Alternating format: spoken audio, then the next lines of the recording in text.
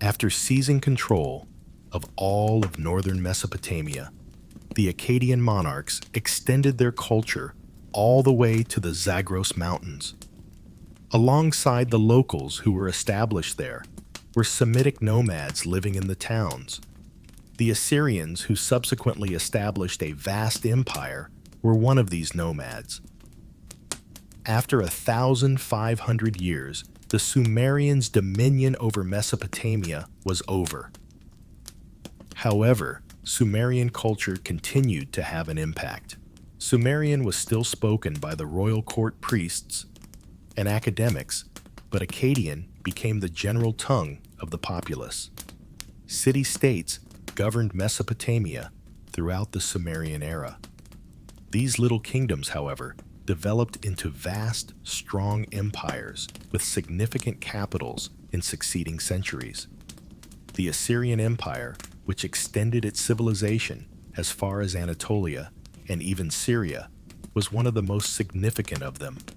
New tribes came in Mesopotamia with the collapse of Sumerian supremacy. The area was colonized and occupied by the Amorites, a Semitic people from the Arabian and Syrian deserts. They had been moving into Mesopotamia for a while already, served in the Sumerian army as mercenary warriors and agricultural laborers. The Amorites were instrumental in bringing an end to Sumerian sovereignty, in addition to Elamite invasions in the east. Following their conquest of the Sumerian towns, the Amorites established themselves as the dominant group. They eventually assimilated completely into society after embracing Sumerian laws, values, and customs. Sumerian was still utilized in temples and schools, even though the populace spoke a Semitic language.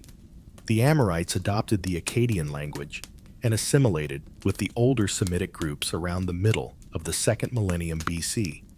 In search of the rich areas between the Tigris and Euphrates rivers, a new group of migrants known as the Arameans arrived from Palestine and Syria at this time. Originally Semitic and semi-nomadic, the Assyrians lived close to Akkadian and Sumerian towns. From Palestine and Syria, they had moved south. They established a city named Ashur on the banks of the Tigris River around the 2nd millennium BC, and its kings went by the name Ishiya-Kum. In Sumerian writings, their homeland, later referred to as Assyria, was named Subur or Subir, and in Akkadian, Subartu. When their monarch Elishuma was in power, the Assyrians first gained notoriety for their military expeditions against Babylon. Assyria began to grow and gain strength under Elishuma. He was the grandson of a governor from Akkad who had founded an Ashur kingdom. However, Shamshi-Adad, another Assyrian prince, overthrew this Akkadian dynasty a generation before to Hammurabi's reign. Although there is little information on the early history of Assyrian rulers, a list of Assyrian kings from the 8th century BC lists 17 early kings who lived in tents, indicating their nomadic beginnings. These monarchs were not originally of Semitic descent, because some of them had Canaanite names. The Assyrians gained control of some Mediterranean trade routes and extended their power into Palestine and Lebanon under Shamshi-Adad. Their boundaries extended as far south as the city of Eshnunna and Babylon. The Assyrians also began to build trading hubs in Anatolia around this period. Our knowledge of the Assyrians in Anatolia is mostly based on clay tablets found at Kultepe, which is close to present-day Kayseri. 3 generations of Assyrian traders are documented in these texts, which are written in ancient Assyrian script. Elishama established the first Assyrian commercial colony in this region.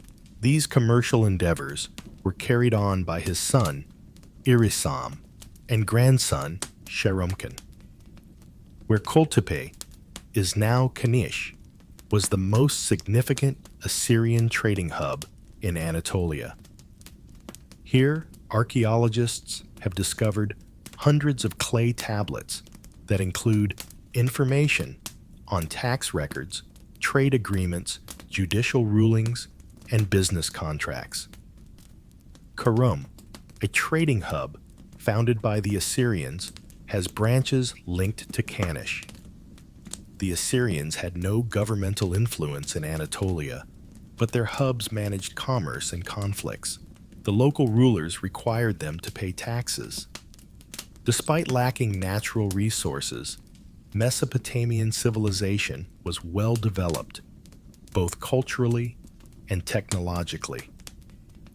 The Assyrians used fabrics and valuable stones to pay for the tin, copper, and silver they traded with Anatolia. At Hattusa and Ankha, further Assyrian commercial records were discovered. Prices, profits, losses, yearly trade balances, loans, and the earnings of various trade hubs are all detailed in these records. Nonetheless, the Assyrians made minimal contributions to the cultural advancement of Anatolia throughout this period.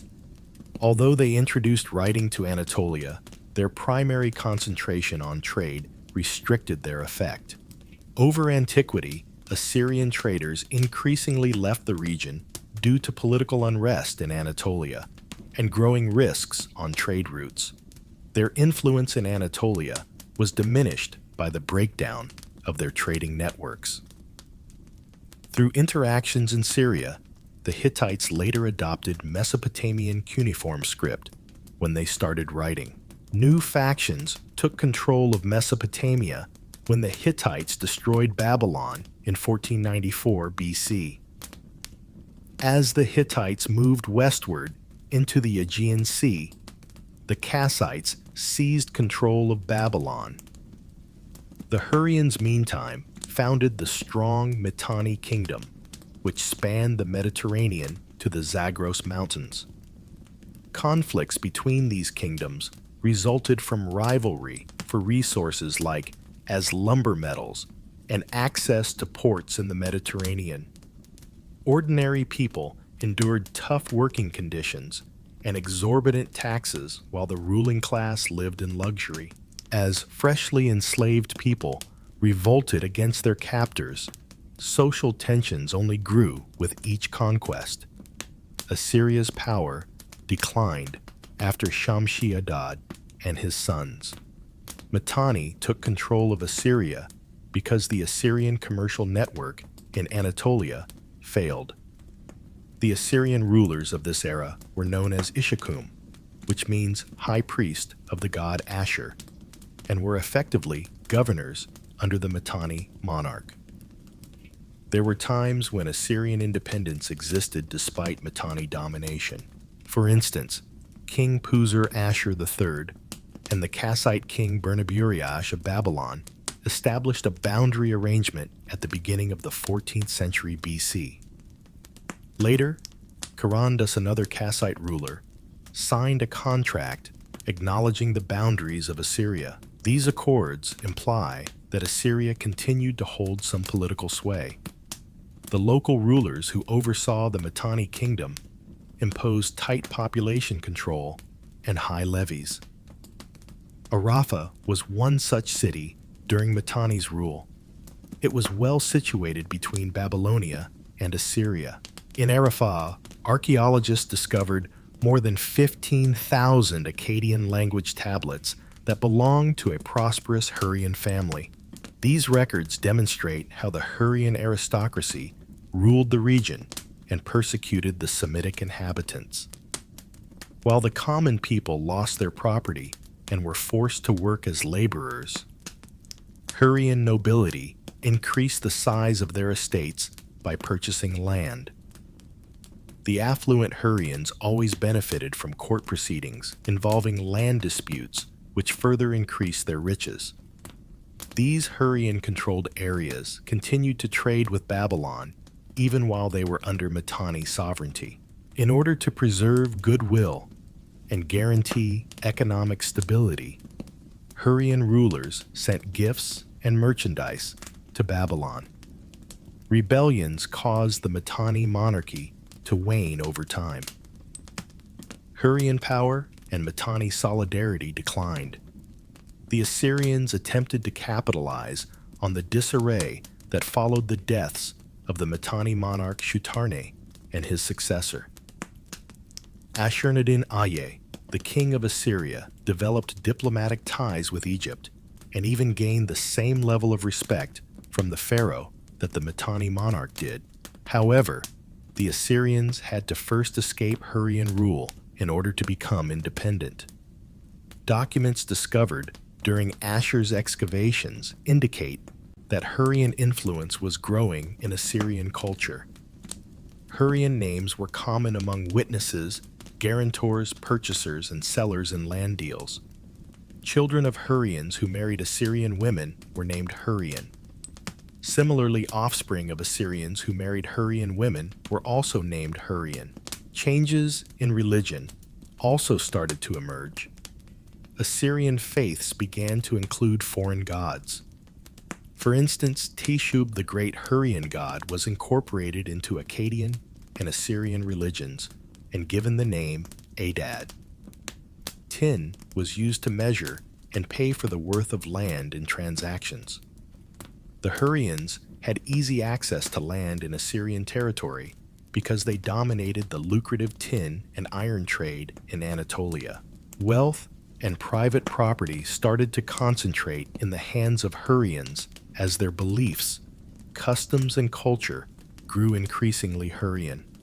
Shutarna, the Mitanni monarch, died, as we have already discussed, and his successor was likewise assassinated.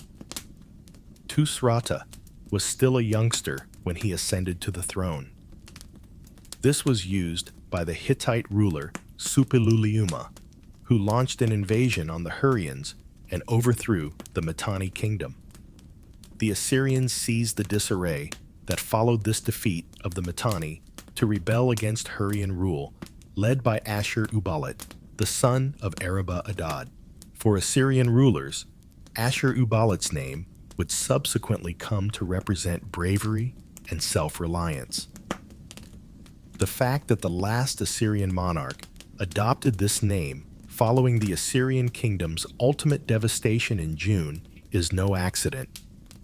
Ashur-uballit restored international contacts after achieving independence.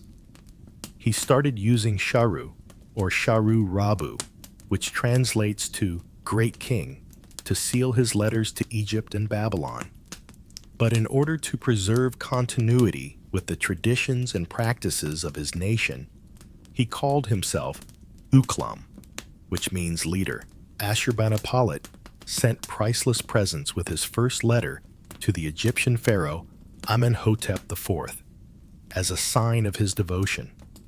In addition to more presents, he asked for gold in his second letter for the new palace he was constructing in Ashur, the capital. Following this, Ashur-uballit and the pharaoh grew close and kept exchanging presents to keep their goodwill. This incident also illustrated the Assyrians' increasing strength and influence following their independence. The recently attained independence and national sovereignty did not satisfy Ashur-uballit.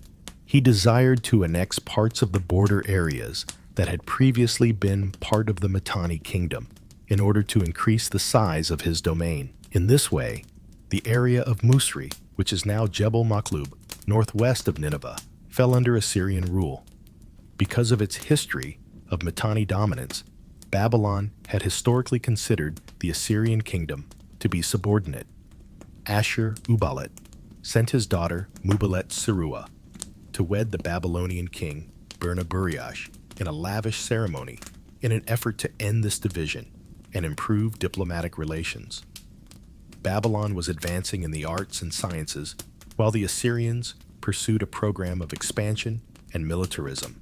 Astronomy, geography, and metaphysical philosophy were all founded in Babylon's temples, which served as the scientific hubs of the era. The Assyrians were also impacted by Babylonian culture. Babylonian was the senior scribe of the Assyrian king. The Babylonian deity Marduk was worshipped in a ziggurat in the capital city of Ashur, and it became popular among the Assyrians to combine Marduk's name with other names. In a solemn coronation ceremony, Kara-Hardash, the Assyrian princess's son, ascended to the kingdom following the death of his father. His rule, though, was brief. Natsi-Bugash, another son of Burnaburiash from the Kassite dynasty, took Kara-Hardash's place after he was assassinated by Kassite nobles. Ashur-Uballit disregarded this and led his troops into Babylon. Kurigalzu, the other son of his daughter, succeeded to the kingdom when he assassinated the new king and a few of the nobles. Kurigalzu supported Kayseri interests in order to rebel against Enlil-Nirari, the next Assyrian monarch, following the death of Ashur-Uballit. The Assyrians responded by launching a fresh offensive against Babylon. The boundary between the two nations was changed in favor of the Assyrians when Kurigalzu was vanquished in combat. As can be observed, Ashur-Uballit's successors carried on his expansionist strategy. In his seals, Arik-Dem-Elu, the son of Enlil-Nirari, proclaimed himself king and strong monarch. He oversaw military operations in nearby areas, instilling dread, according to surviving documents. War chariots were utilized in attacks on the Nidkamhai region east of Assyria, and the expeditions concluded with the looting of animals and food from the area. Adad-Nirari, the son of Arik-Den-Elu, characterized his father as a valiant and heroic ruler who subdued the inhabitants of the rugged eastern areas. The nomads in the highlands were plundered by the Assyrian monarchs, who then took their belongings, sold them into slavery, and made them labor in Assyria. But these wanderers were also fighters. They would retaliate by attacking Assyrian cities after every raid. The Assyrian frontiers were extended as far as the Euphrates River, when Adad-Nirari brutally subdued these nomads for the first time.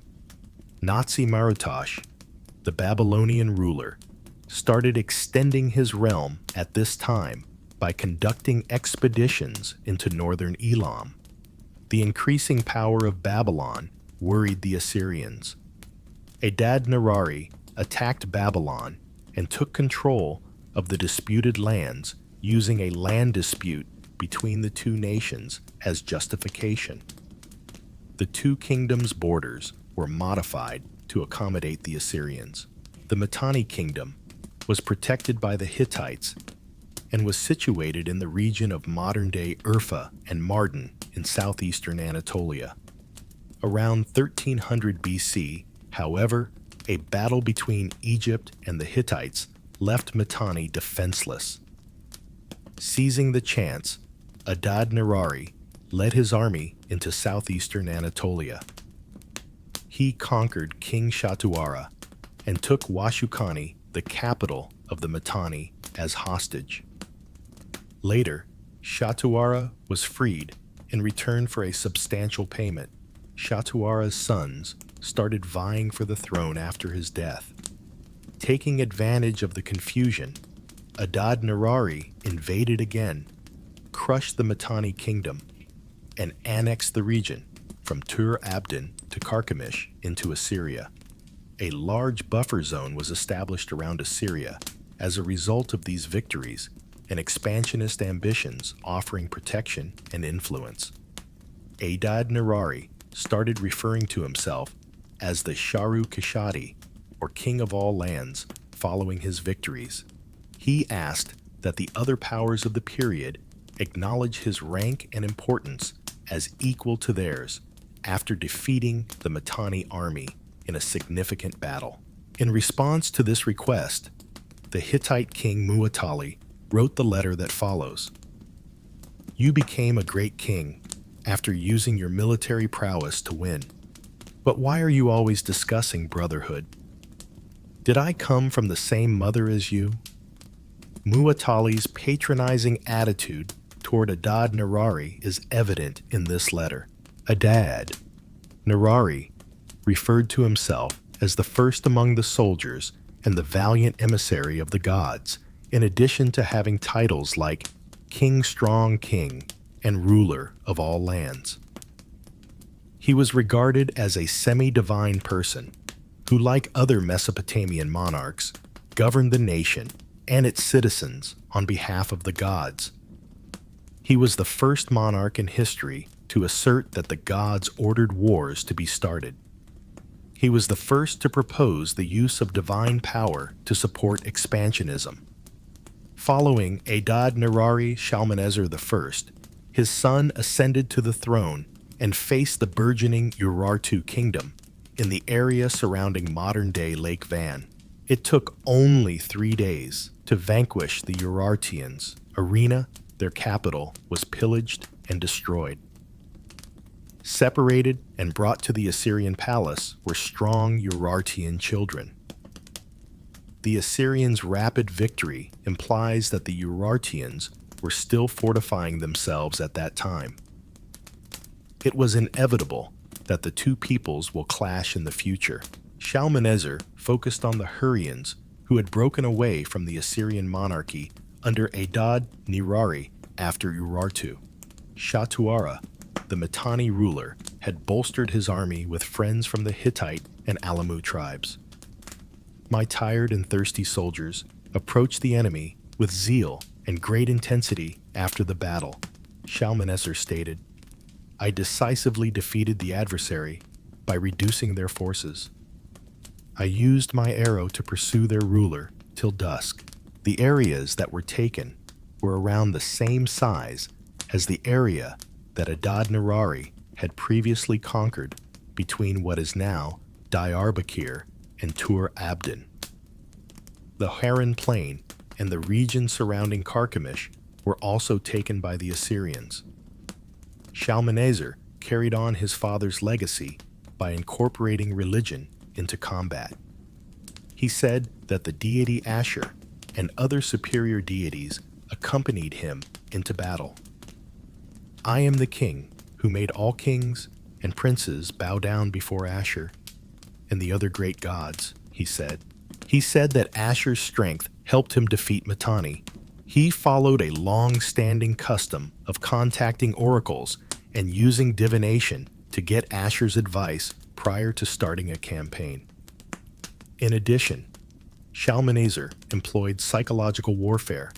He said, "I slaughtered the Hittite and Alamu soldiers like sheep in an attempt to demoralize the enemy and instill dread in the surrounding states." The extent of their triumphs was overstated in Assyrian chronicles from this era. Assyrian texts claim that 180 towns were burnt and 14,000 enemy warriors were blinded during the conflict with the Hurrians. These savage acts and inflated figures were a component of a psychological warfare tactic intended to scare adversaries. Some historians believe that the Assyrians' innate savagery is what caused these acts of bloodshed and mutilation. But in the ancient Near East, such penalties like amputating hands were typical. When someone broke a commitment in Nutsi priests might command blindness as a punishment. The Yobians, their neighbors, would be in danger of losing their right eye due to the Amorites of Palestine. However, Shalmaneser was responsible for the first known case of mass blindness of military prisoners. By showing blinded troops coming home, he hoped to instill dread and weaken the enemy's fighting force. Additionally, Shalmaneser provided a theological justification for this cruelty. Under his rule, fighting became more and more a God-approved religious obligation. Assyrian armies started to be led into combat by the deity Ashur. Following this time, Ashur was seen as being on par with the powerful deity Enlil and became the god of battle. Shalmaneser expanded on this concept. Inscriptions identified Enlil's wife as Ashur's wife. There was a strong sense of solidarity because the name Ashur was shared by the nation, the city, and the god. Nonetheless, hostilities and tensions grew between the Assyrians and their neighbors. Regardless of their proximity or kinship, the Assyrians considered all other nearby peoples to be barbarians with the exception of Babylon. The connection between the Assyrians and Babylon started to take on a new sense of inferiority. Babylon was advancing its arts and culture, which had an impact on the Assyrians, while the Assyrians were engaged in a never-ending conflict. Nippur-Sippar and Uruk were among the sacred cities that were a part of the Empire of Babylon. Assyrian priests and aristocrats held Marduk, the principal deity of Babylon, with the highest regard and admiration. Tukulti-Ninurta besieged and destroyed Babylon a few years after ascending to the throne. As a result, the Assyrians felt more guilty and inferior. Nevertheless, Babylon was held accountable for the war and blamed for the strife. The Assyrians had to overthrow several local leaders and conquer a number of lesser kingdoms before taking Babylon. They brought new peoples under Assyrian rule, in addition to reclaiming regions that had previously been theirs. Ashurbanipal's political system was finalized and enlarged by Tukulti-Ninurta. The army and military structure served as the foundation for this system. But in the areas they conquered, the Assyrians had less cultural effect. Like snow melting in the sun, Assyrian influence swiftly vanished once the Assyrian army departed a territory it had conquered. The practice of letting governors and military leaders rule over seized areas frequently sparked opposition from the local populace. Rebellions were frequent and hard to put down. Therefore, instead of exercising direct authority over several kingdoms, the Assyrians decided to tax them. In later conflicts, they also employed these vassal states' troops. The Assyrian monarchs brutalized their neighbors, blinded prisoners, and inflated the number of foes they killed. They commissioned poets and scribes to compose epic stories and victory songs following each conquest. The truth, however, was different. The hilly areas of Anatolia presented the most obstacles for the Assyrians. Mountain towns either retreated into the mountains or resisted the Assyrian army by using their familiarity with the rugged terrain. It was common for Assyrian warriors to return with only a few sheep and animals. Only when the Assyrians left and life returned to normal did the locals descend from the slopes. Battles become increasingly challenging, even across the plains. Assyrian losses rose as local communities opposed more forcefully. The Assyrian Empire eventually grew reliant on war and looting. New conquests were necessary to reclaim what had been lost in a single conflict. Wars were waged in order to provide raw commodities, which led to an ongoing war cycle. New conquests and the riches they brought with them were essential to the nation's existence. However, these difficulties were not the only issues the Assyrians had to deal with. Some nomadic tribes who had previously resided outside of the Euphrates River eventually crossed it and made their homes in the areas between the Euphrates and Tigris. While some of these tribes paid tribute to the Assyrians, others formed alliances with the Assyrian adversaries. They frequently invaded wealthy Assyrian cities, nevertheless, and retreated when the Assyrian army got close. One of these tribes, the Gutians, were as numerous as the stars in the sky, according to Shalmaneser. In his own account, Tukulti-Ninurta flooded the lowlands and marshes along the banks of the Euphrates and Tigris with human bodies after defeating the nomads 10 years later. Under his leadership, the nomads were crushed. He made a vow, early in his rule, to destroy the Gutians' homeland, even though the area was rocky and hard to traverse. Tukulti-Ninurta thought he was acting with the god Ashur's blessing. Therefore, the Assyrian army battled with amazing valor and overcame the nomads. Abuli, the Gutian chief, was taken prisoner and banished to Assyria. He then focused on other nomadic groups residing in the Zagros Mountains. In order to construct his new castle in Assur, he made the Gutians chop down trees. Trees were seen with religious terror by the Assyrians. The towering trees, with leaves and fruits, amazed the Assyrians who had come from Mesopotamia, where trees were scarce. They treated them with religious deference. Facing the Kurmahu area, which includes modern-day Tur Abdin and Malatya Tukulti Ninurta, prayed and lifted his hands to the deity Ashur.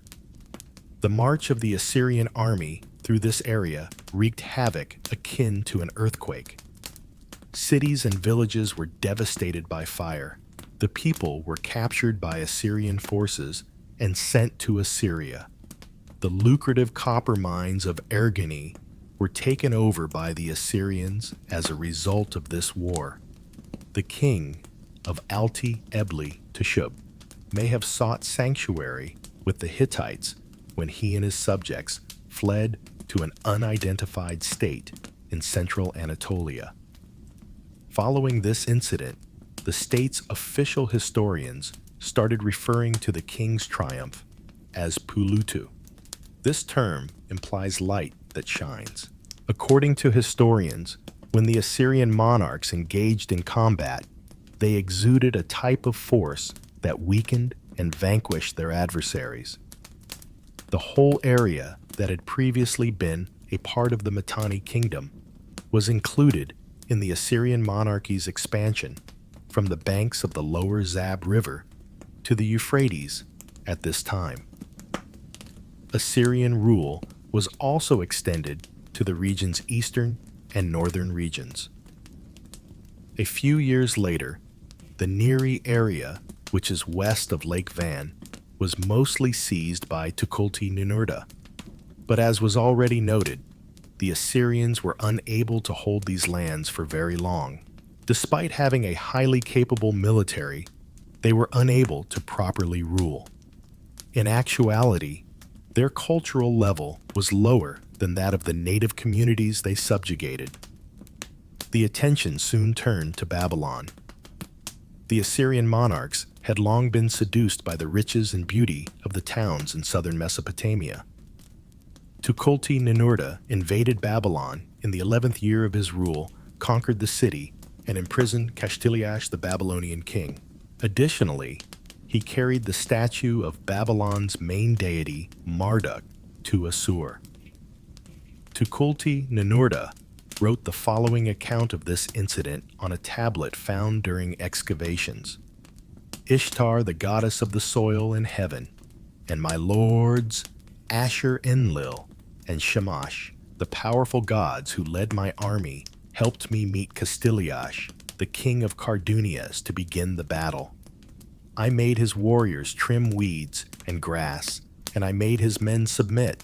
I personally caught Kashtiliash, the Kassite king, in the midst of the conflict. I shackled him, kicked his noble ass like a donkey, and took him to my lords in Assur.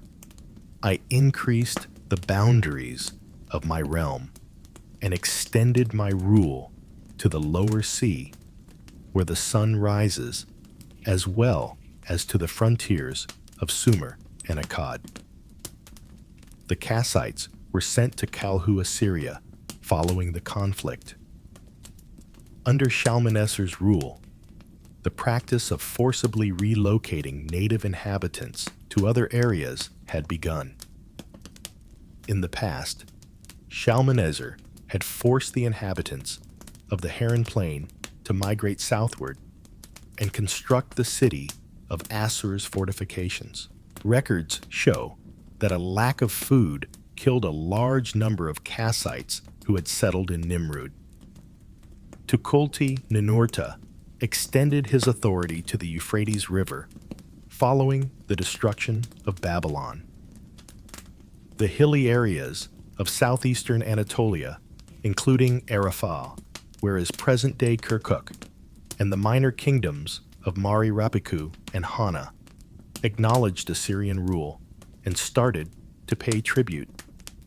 In addition to securing Assyria's raw material riches, Tukulti-Ninurta's expansionist and regional supremacy tactics brought in fresh slaves and laborers. The yearly levies that Assyria received from the vanquished kingdoms turned into a significant source of revenue. New palaces, government structures, and lofty ziggurats were constructed using the copper and iron from Anatolia, the silver from the Taurus Mountains, and the wood from the Amanus and Zagros Mountains. But only the Assyrian kings, state officials, nobles, temple priests, and oracles profited from the wealth amassed by these conquests. Both the enslaved and exploited conquered peoples and the common ethnic of Assyria continued to face hardship and strain. In nearby areas, the Assyrian strategy of dominance fostered a climate of dread.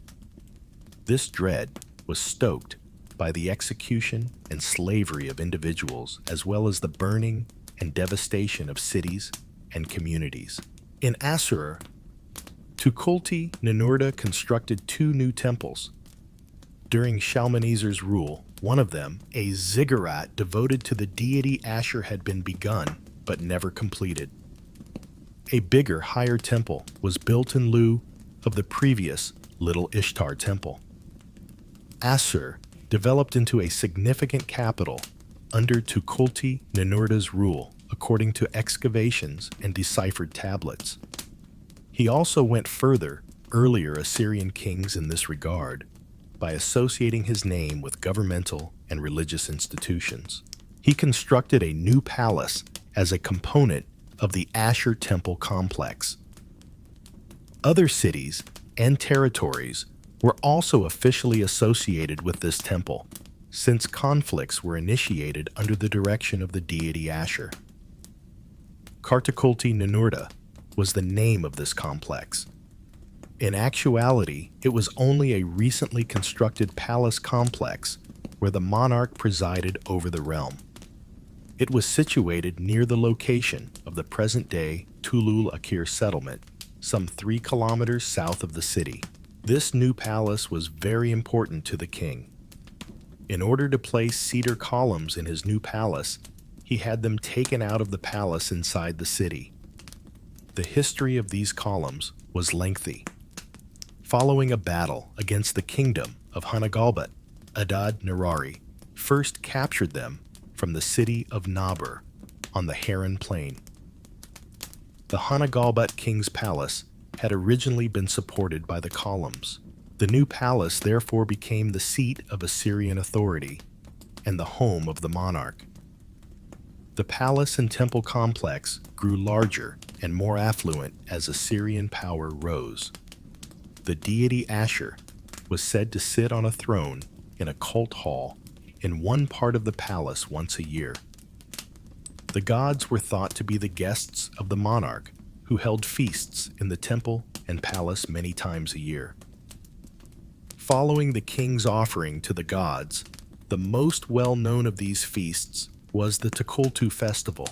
Adad-Nirari and Shalmaneser were the rulers when the event first began. Other Assyrian cities also observed it, offering offerings to the gods. Throughout the course of the multi-day Tukultu celebration, the monarch took center stage. The priests oversaw the ceremony, and the monarch offered morning and evening sacrifices. The head priest prayed for the prosperity and good fortune of the city, the kingdom, and the monarch after enumerating the names of the gods being worshipped. These rituals and celebrations were intended to bolster the king's authority over his subjects and surrounding countries, while also ensuring that the gods backed him.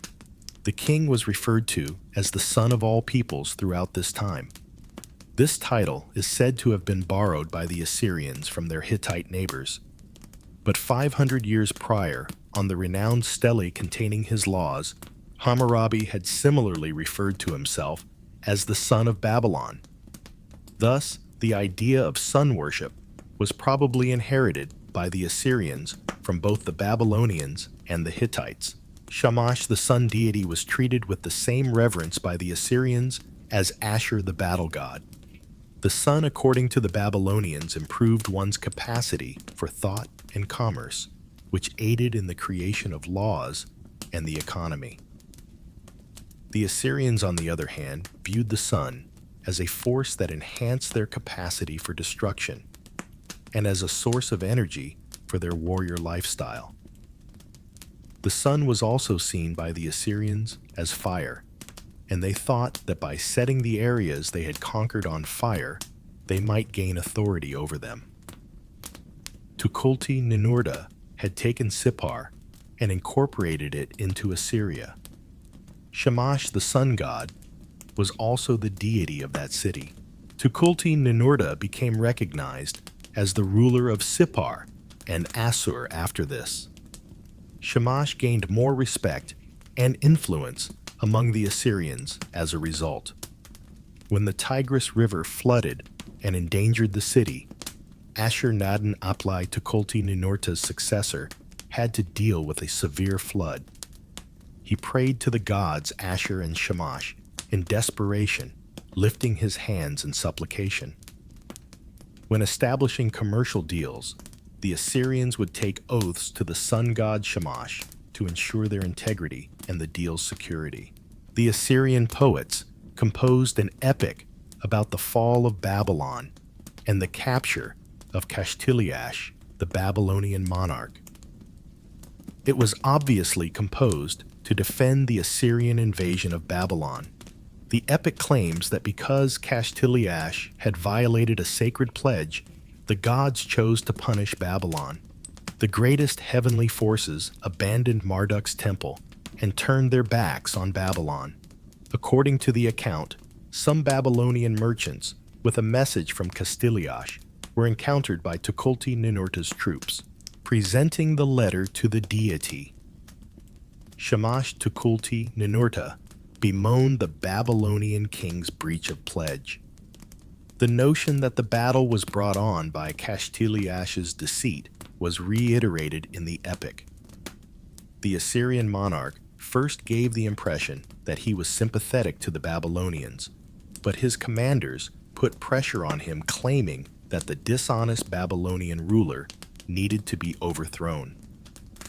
The Assyrian gods led the Assyrian army on a march at the start of the conflict. The Assyrian gods split the war's gains when the Assyrians won thanks to this divine assistance. Babylonian culture and religious ideas started to have an impact on the Assyrian court when Babylon was subjugated by the Assyrians. Tukulti-Ninurta persisted in constructing additional temples and mansions. Within the Assyrian palace, the Babylonian deity Marduk's might increased. But the increasing influence of Babylonian culture worried the Assyrian priests and oracles who were devoted to the Assyrian gods and whose authority rested on them. They conspired to assassinate Tukulti-Ninurta at his renowned palace Kar Tukulti-Ninurta and persuaded one of his sons to do it. Meanwhile, the political unrest in Assyria was exploited by the Babylonians. They reclaimed their freedom after driving off the invading Assyrian army. Under Tukulti-Ninurta, the Assyrian kingdom had grown and now ruled over a sizable area that extended from central Anatolia to the Persian Gulf. But the century after the killing of Tukulti-Ninurta was a time of downfall for the Assyrians. The majority of the materials from this time period are disorganized and disjointed letters and communications. Kashtiliash's son, Adad-Shuma-Usur, was the first Babylonian king to take the political arena. Both southern Mesopotamia and Anatolia gained their independence from Assyrian domination at this time. The Babylonian kings were influential in central and northern Mesopotamia. The Assyrian kings Ashur-Nirari III and Ilihada ascended to the throne following the brief reign of the patricide Ashurbanipal. The terminology employed in the correspondence between these Assyrian rulers and the Babylonian monarch Adad-Shuma-Usur illustrates Babylon's increasing dominance, just like he did with his own countrymen. Adad-Shuma-Usur spoke to the Assyrian monarchs. These letters show how history has changed over time, with the offspring of the victorious and the defeated finding themselves in opposing roles. Adad-Shuma-Usur repeatedly attacked the Assyrian monarchy in the ensuing years, severely undermining it. He eventually ascended to the Assyrian throne with Prince Ninurta-Apil-Echur, who supported his claim. Ashurdan I, the son of Ninurta-Apil-Echur, reigned the Assyrian Empire for a very long period. The Assyrians were liberated from Babylonian influence during his rule. Later, Kassite dominance in the area came to an end when Babylon fell due to an Elamite onslaught. The Second Isin dynasty, which had Semitic ancestry, stabilized Babylon and brought order back in the next years. Relationships between Babylon and Assyria improved as a consequence. The statue of the deity Marduk, which had been plundered by Tukulti-Ninurta a century previously, was restored to the Babylonians at this time by Ninurta-Ashur, son of Ashurdan. Despite ruling for just over a year, Ninurta-Ashur's brief reign has been better understood because to the discovery of an archive that includes 100 tablets. Most likely the records in this repository were created under Ashurban's rule. The term king is not used before Ninurta-Ashur's name, despite the fact that it exists in the writings.